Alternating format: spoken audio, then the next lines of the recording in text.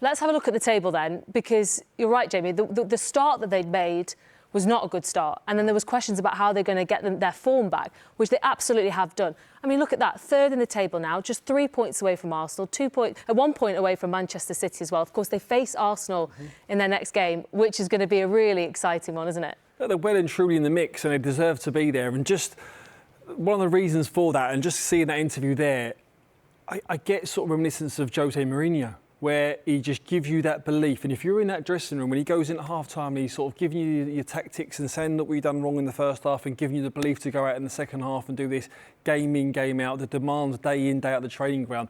This is why they're there. This is why they're there, and this is why the players are playing. This is why the players that are coming on, like Ollie Watkins today, make an impact in 35 minutes. Others that have done it throughout the season.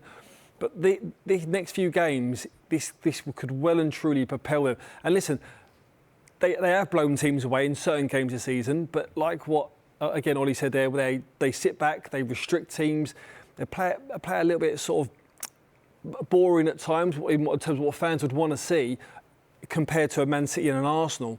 But it wins and it gets you over the line and it gets points on the board. Couple of small negatives, though, for Aston Villa when they face Arsenal is they are going to be without Matty Cash and Boubacar Kamara as well, who will be suspended for the game after getting their yellow card. So how much of an impact could that be? It's going to be interesting to see what he does, because there's obviously no Mings, no Pau Torres, I don't believe, for the near future anyway. So Kamara is probably an easier one to deal with, but in other games, Lindelof's gone to play right back.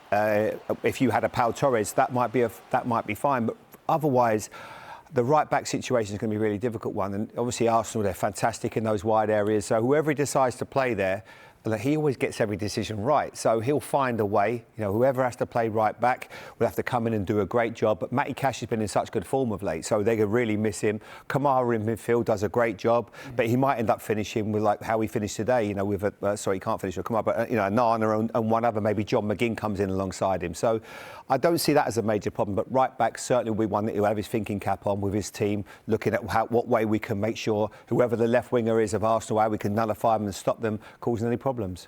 Obviously on a really good run at the moment, 11 wins in a row in all competitions, but the January transfer window is coming up. How important could this window be for them to really maintain this level now? It's always a tricky one, isn't it, the January window, especially when a team are really in the ascendancy, because you want to bring quality in to add to that, but then you don't want to interrupt and disrupt what you've already got in that dressing room in terms of like I said, the culture, the environment, all the players there, they want to play, they want to be in the starting 11. The ones that are on the bench, they can't wait to come on, make an impact, try and start the next game. It's a real juggling act, and like what Jamie said there, he normally gets it spot on. They do need additions, to bolster and get a little bit of impetus again for that second half of the season, but they've got to do it wisely. Yeah. What do you reckon, Jamie? Can't have any subs.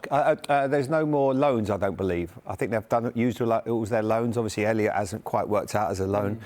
So I'm going to find out on that. Someone's in my ear going to tell me in a second. But no, I think in terms of bringing in players, it feels like for Aston Villa fans right now and everybody concerned with the club, it's a chance of a lifetime.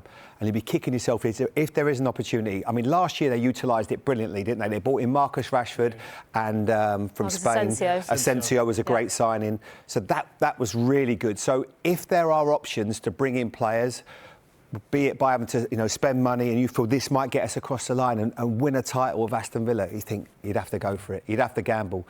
But right now, whatever that manager wants, whatever Unai Emery demands, you've got to give it to him because he's a genius, the guy. And I think you're given a chance of a lifetime, so just let him have whatever he needs.